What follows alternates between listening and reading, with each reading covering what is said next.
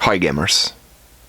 Got here a varied bunch of games for this collection update. I got here new games, old games, collector's editions and regular editions, games for the Amiga and numerous different consoles, and some pretty rare stuff as well. Stay tuned for the end of the video for the money shot, if you will. But let's dive right in. First, I got 3 games for the Amiga. From Lucasfilm Games, Battlehawks 1942, flying dogfight simulator. And then Advanced Dungeons & Dragons Pool of Radiance.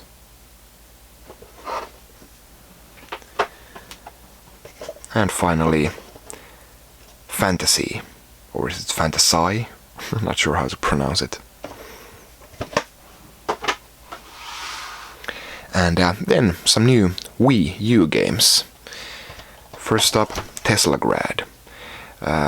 Now this came out for the PlayStation 4 and I think Vita like in January, and this was supposed to come out in January for the Wii U as well here in Europe, but no, it didn't. Came out in May, so quite a hefty delay there, but it's still really nice to see a physical copy of an indie game like this. Great stuff. But of course the bigger release here, new release is of course Splatoon, and I got the special edition with the Inkling amiibo, Squid amiibo here, and also got, because I am somewhat of a collector, if you haven't noticed, also got the regular edition here. So I got the special edition still sealed and the regular edition here for playing, and yeah, it's a great game. I have to admit that I wasn't too excited about the game, and especially the visual design and the look of the characters when it was first announced, but it has since grown on me, although I think I would have preferred, you know, the boring method of just doing a Mario shooter, because I believe that's what this project started out as. But yeah, it's a new IP for Nintendo, so and looks to be selling quite well. So really happy for Splatoon and Nintendo for doing something new every once in a while. And of course this is a shooter with that Nintendo twist, and there are really nice innovations and nice little changes in the traditional shooting genre that you really haven't seen before, except now in Splatoon, and really like especially I like the tactical and strategic planning that goes into, you know, painting or inking your way around the levels, and you know, with your own team's colored ink, and then you can move quicker in that ink, and you can paint walls with it, and then you can swim up vertical walls, and it just makes the verticality and horizontality of the levels and the movement that much more interesting, and gives it nice strategic twist on it. And there's nothing wrong with the shooting aspect as well. The fine-tuning of your aim, it's really well suited to the motion controls of the gamepad, and of course it's just a beautiful game to look at. It is easily the most colorful game ever, and really something unique. So Splatoon, great game. Got here one more Wii U game. This is an old release, but quite an interesting one, and that here we have Darksiders 2 Collector's Edition. And as you can see, the text here on top is in Russian, and this Collector's Edition with an art book and a t-shirt was only released in Russia. And I found out about this in Neo-Geo and but this particular copy came to me from Sweden. A fellow Wii U collector had 2 of these and wanted to offer me one, and I bought it from him with a I was really pleased that I was offered this, and I had been looking for this for a while now, but they don't really appear on eBay, thanks to being only available in Russia. But a nice addition to my Wii U collection. Then I got a couple of NES games from Konami, roller games.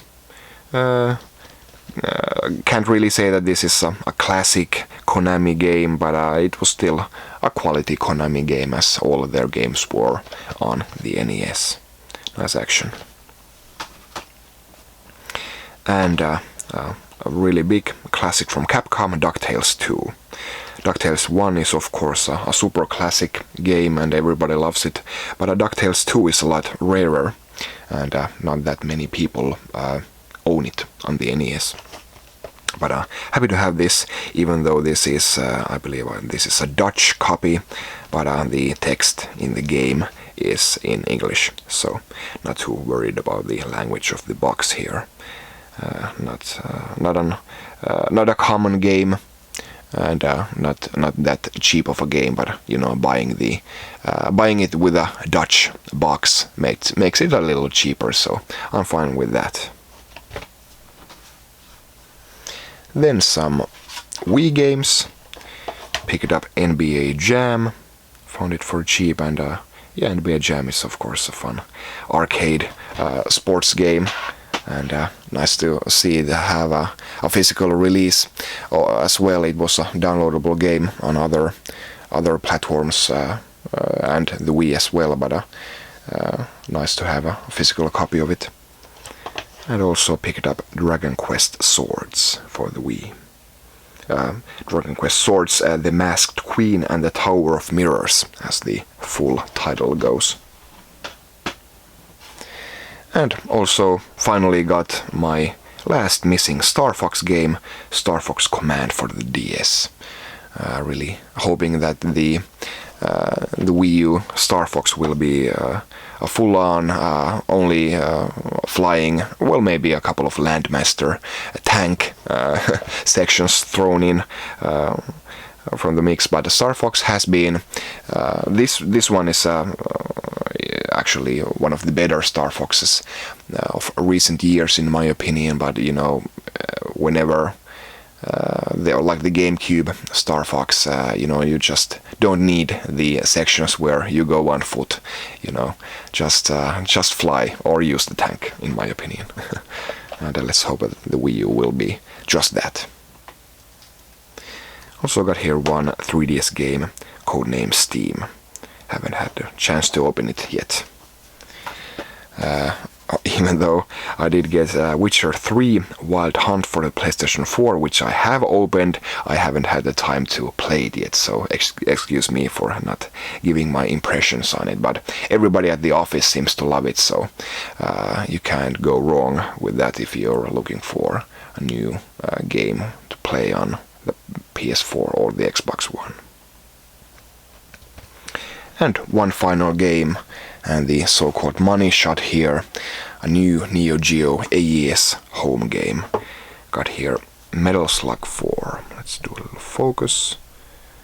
And in case you didn't know, Neo-Geo AES games are not cheap, and big games like this, especially newer ones, they didn't make many of these, and yeah, I did pay about 600 euros for it, which is a steal because it might as well been like 800 euros, but for some reason the eBay auction just didn't get that high, so I was a bit lucky there and saved some money.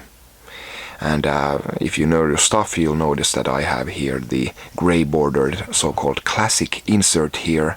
I got the regular insert underneath it, and these gray bordered inserts with the meg counts here on top, and the fixed blue stripes here indicating that this is a shooter game.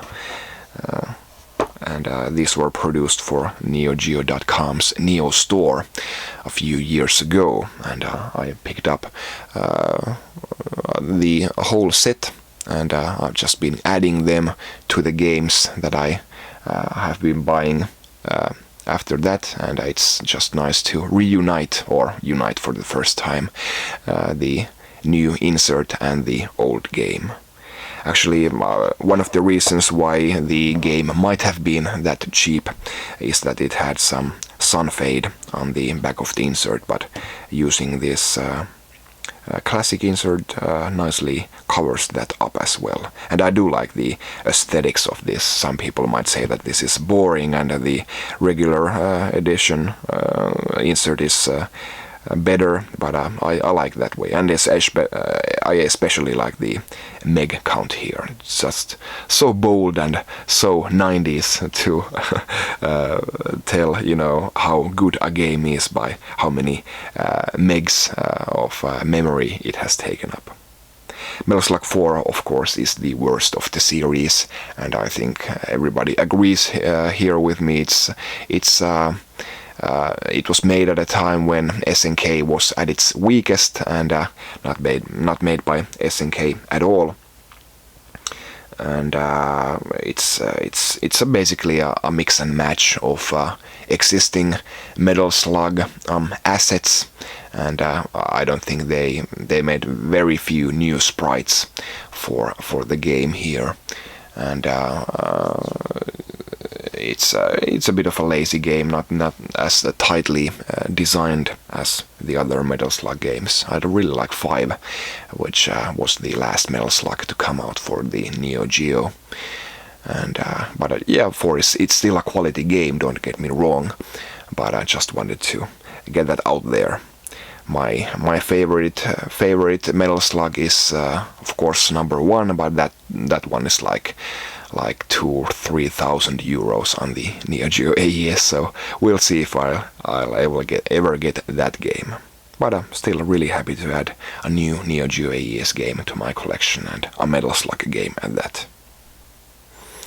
And with that, I thank you for watching this video. I'll see you next time. Bye.